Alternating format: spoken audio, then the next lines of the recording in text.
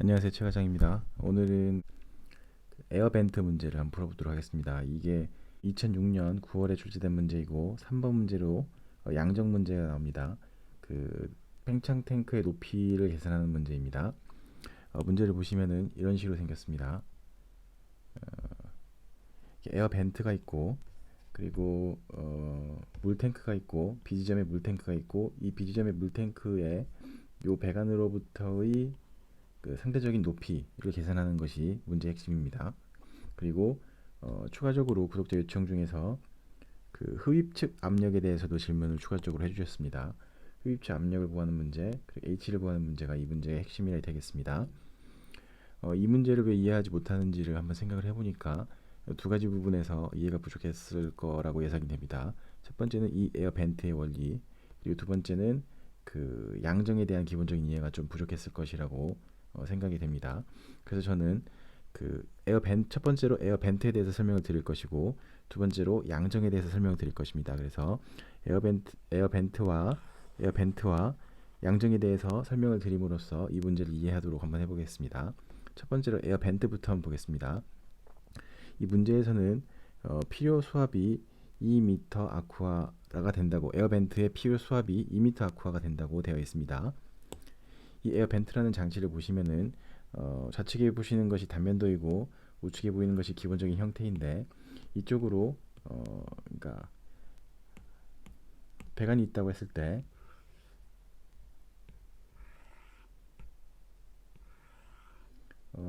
좀 이해를 돕기 위해서 약간 극단적인 형태로 그리겠습니다.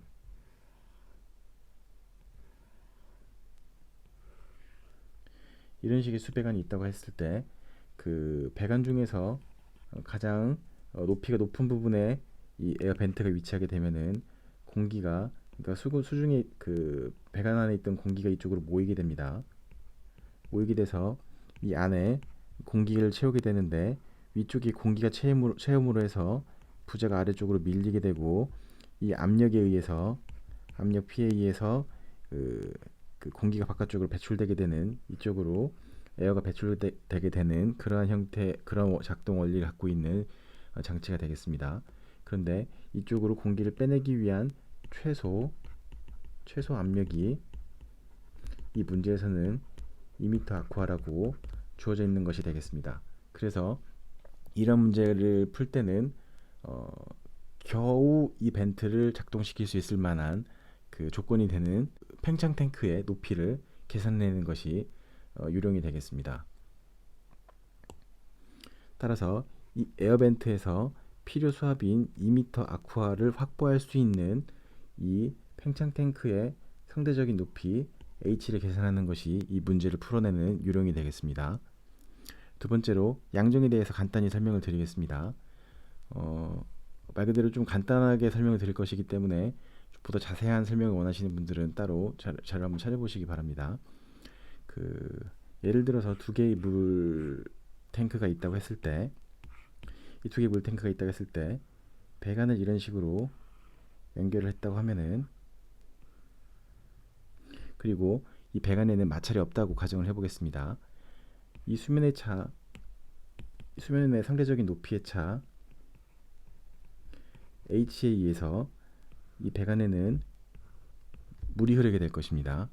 반대로 이 A라는 위치에서 B라는 위치로 물이 올라가게 하기 위해서는 여기에 펌프를 설치해야 되는데, 이 펌프에 필요한 양정이 H가 되는 것입니다.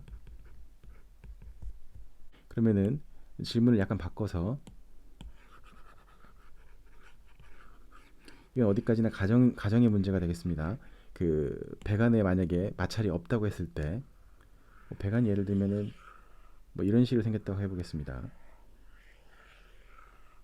이런 식으로 생겼다고 했을 때도 마찰이 없다고 하면은 이때 양정 역시 H가 되는 것입니다. H가 되는 것입니다. 그러니까 배관의 모형과는 상관이 없다는 말씀을 드리고 싶은 겁니다. 그러면은 두 번째로 한번 보겠습니다.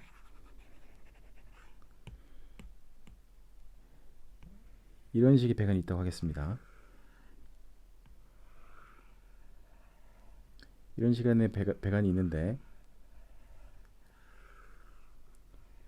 배관이 있는데 여기는 낮은 지점이고 이쪽은 높은 지점이 되겠습니다. 그리고 이때 이 높이가 예를 들어서 15m로 가겠습니다. 이 배관 자체의 양정은 0일 것입니다.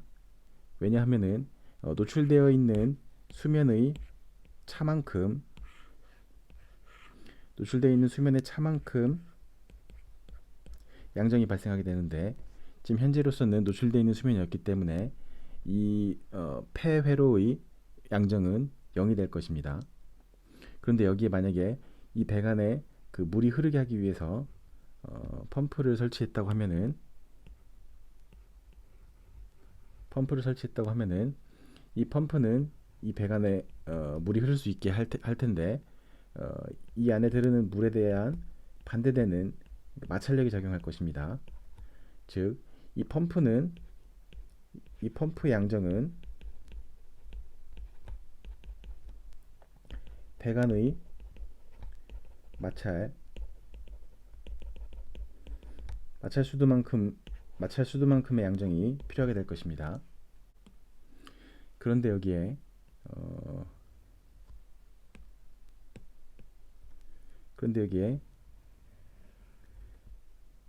팽창 탱크가 설치되어 있다고 가정을 해보겠습니다. 그리고 여기에 에어 벤트가 설치되어 있다고 가정해 보겠습니다. 이렇게 보면은 이 에어 벤트와 팽창 탱크의 그 수면의 차, 그러니까 이런 식으로 표현할 수 있습니다.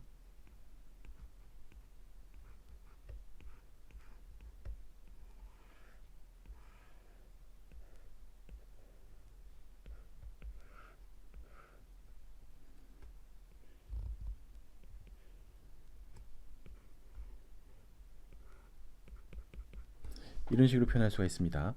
어차피 이 안에 들어가는 회로는 이쪽은 양정이 0이기 때문에 높이에 의한 양정이 0이기 때문에 생략이 가능하고 우리는 이 에어 벤트와 팽창 탱크의 그 경로에 있는 그 마찰과 그 높이에 의한 양정만 계산해 주면 되는 것입니다. 문제로 돌아가서 보시면 H를 계산하는 문제에서 이 점에서부터 DC를 지나서 B까지 가는 이 경로만 따로 떼어서 계산할 수 있게 되는 것입니다. 따라서 문제는 이런 식의 문제로 단순화될 수 있겠습니다. 여기가 15m이고 이쪽이 토탈 길이가 이만큼이 45m가 되고 이때의 마찰 손실이 3m 아쿠아고 필요 수압은 2m 아쿠아가 되고 그리고 이때의 높이에 대한 양정은 15m가 되겠습니다. 그리고 우리가 구하고자 하는 팽창 탱크의 높이도 이만큼이 15m 그리고 이만큼이 H가 되겠습니다. 보시면은 양정에 대한 15m는 서로서로 약분되고 서로서로 없어지고 우리가 구하고자 하는 H는 결국에는 에어벤트의 압력 2m 아쿠아 더하기 15m 플러스 45m의 배관에 대한 마찰 압력, 마찰 손실 4m 아쿠아 퍼 100m니까 100분의 4 더하기 이 가열 코일이 갖고 있는 마찰 손실 3m 아쿠아를 더해주면은 나오게 되겠습니다. 계산을 하면 7.4m 아쿠아가 나옵니다. 그래서 그 높이 단위로 계산해 줘야 되기 때문에 H는 7.4m가 되겠습니다. 이렇게 하면은 1번을 계산한 것이 되겠습니다. 2번 펌프 양정을 한번 계산해 보겠습니다. 지금 이 높이에 의한 그 양정은 이미 1번에서 계산해 줬기 때문에 아까 말씀드렸다시피 이 폐회로의 그 마찰만 계산해 주면 되겠습니다. 이 폐회로의 마찰은 마찰 손실을 계산해 주면 H는 결국 10m 더하기 45m 더하기 15m 더하기 15m 더하기 15m 더하기 15m 그러니까 10 플러스 45 플러스 15 플러스 15 플러스 15 플러스 15 곱하기 마찰 손실 100분의 4 더하기 가열코일 열교환기 3 플러스 4는 11.6이 되겠습니다. 3번 펌프의 흡입압력을 계산하는 방법입니다. 그 펌프 흡입압력이라는 얘기는 이 위치에서의 압력을 계산하는 얘기가 되겠습니다. 이 위치에서의 압력을 계산하면 되겠습니다. 그러면 우리가 알고 있는 압력에서부터 계산해내는 것이 쉬운데 우리는 지금 이 문제의 컨셉 자체를 필요 수압 2m 아쿠아를 최소한으로 만족시키는 조건에 대해서 이 H를 계산했습니다. 즉 우리가 계산한 H를 적용하는 조건은 이 에어벤트에서 말하자면은 간신히 2m 아쿠아를 맞춘 조건을 계산한 것입니다. 따라서 이 문제에서는 이 에어벤트 지점인 이 지점에서의 수압이 2m 아쿠아라고 놓고 계산을 해도 문제가 없겠습니다. 따라서 이 지점에서의 압력 이것을 2m 아쿠아라고 놓고 계산을 하면은 문제를 풀 수 있겠습니다. 그러면은 이 지점에서 2m 아쿠아이기 때문에 이 지점에서 F로 진행이 되게 되면은 15m에 대한 양정이 추가될 것입니다. 즉 2m에다가 양정에 대한 15m가 더해지고 그 다음부터는 추가적으로 더해지는 압력이 없겠습니다. 이 경로를 따라가면서 추가적으로 더해지는 압력이 없겠습니다. 여기에서 남아있던 압력 2m 아쿠아 그리고 여기서 진행되면서 15m에 대한 양정이 더해져서 이 F 지점에 이르러서는 그러니까 양정 15m와 이 지점에서 남아있는 최소한의 수압이었던 2m 아쿠아를 더한 17m 아쿠아가 되고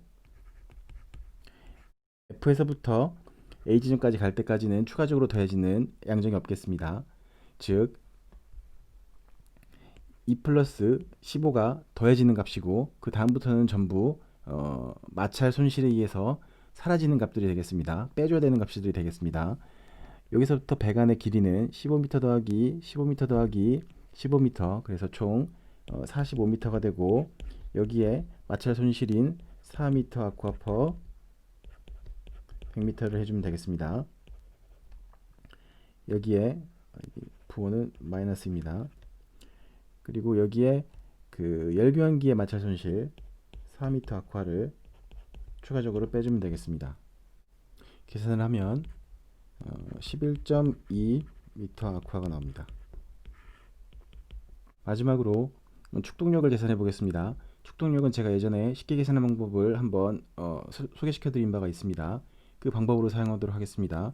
우리가 구한 양정은 11.6m 아쿠아가 되겠습니다. 그래서 11.6m 아쿠아에 지금 유량은 3m 3승 per hour 3m 3승 per hour 축동력은 PQ입니다. 그래서 11.6m 아쿠아에다가 3m 3승 per hour를 곱해주면은 축동력이 나오게 되겠습니다. 11.6m 아쿠아는 1m 아쿠아가 9.8kPa이기 때문에 11.6 곱하기 9.8kPa이 되겠습니다. 곱하기 3m 3승 per hour가 되겠습니다. 그런데 킬로파스칼이라는 단위는 뉴턴 퍼 미터 제곱이기 때문에 이 값은 곧 11.6 곱하기 9.8 곱하기 1000 곱하기 뉴턴 퍼 미터 제곱이 되고 여기에 3 곱하기 뉴턴의 3승 나누기 3600초가 되겠습니다. 계산을 하면 이렇게 없어져서 그 단위가 뉴턴 미터 퍼 세크가 나오고 이 값이 곧 와트가 되겠습니다. 천이 그대로 나와서 결국에는 킬로와트가 될 것입니다. 그럼 나머지 값들을 계산해 주면은 0.0947 킬로와트가 나오는데 제가 문제에서 빼먹은 조건인 효율 70%를 반영을 하면 0.1353 킬로와트가 나옵니다. 즉 0.14 킬로와트가 되겠습니다. 이런 식으로 하면은 그 에어벤트 문제를 푸는 전체 풀이가 되겠습니다.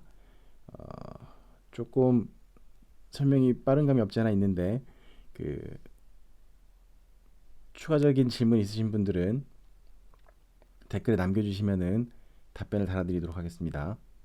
구독과 좋아요 부탁드리겠습니다. 감사합니다.